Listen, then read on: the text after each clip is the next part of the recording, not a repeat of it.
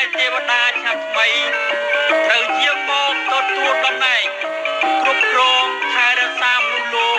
បន្តវេនពីទេវតាឆ្នាំចាស់ទេវតាទាំងឡាយបានមកជួបជុំគ្នាមូលនីទេតារងចាំទទួលអបអរសាទរពិធីទេតំណែងទេវតាឆ្នាំថ្មីព្រះនាមរាជយក្សាទេវីជាបុត្រីទី3នៃកបិលមហាព្រហ្មដែលនឹងយាងចូលមកនាថ្ងៃអង្គារ5រោចខែចែកត្រូវនៅថ្ងៃទី14ខែមេសាគ្រិស្តសករាជ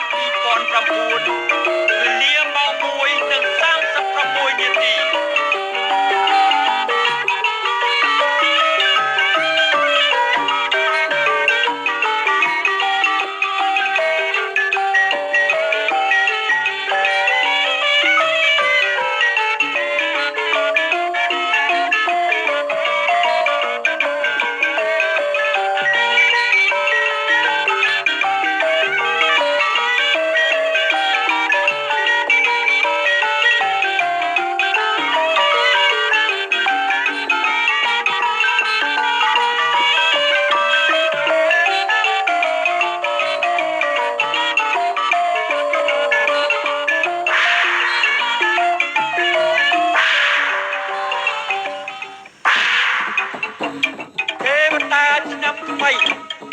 ឆ្នាំឆ្លូវ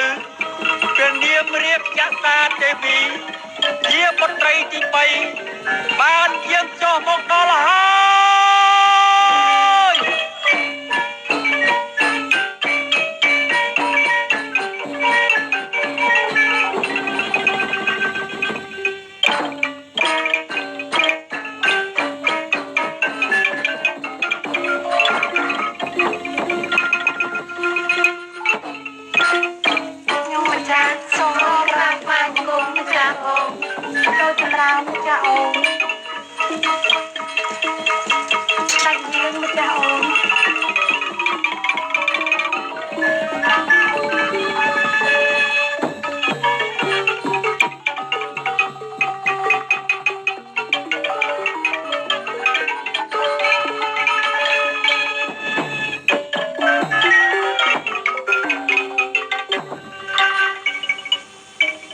ម្ចាស់អូន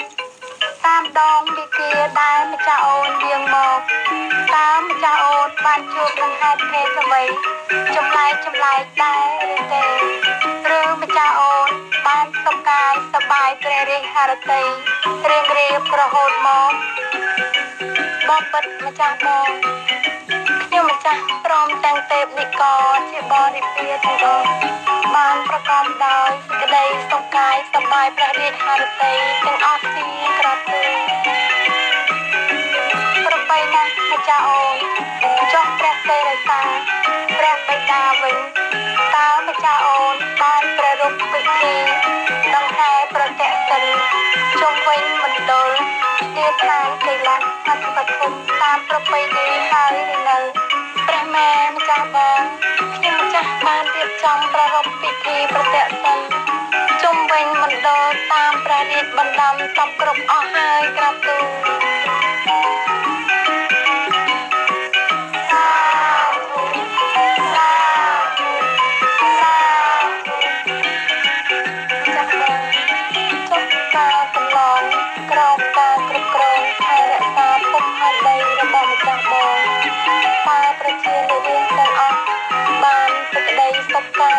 ចិត្តយ៉ាងណាដែរទៅក្រាបទូល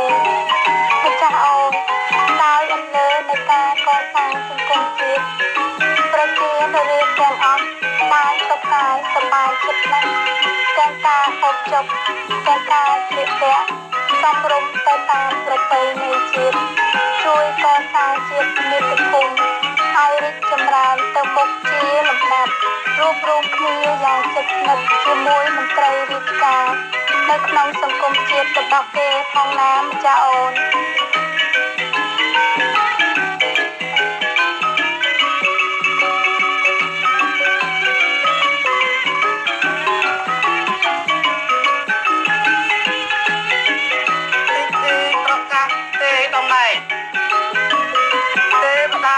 ចាស់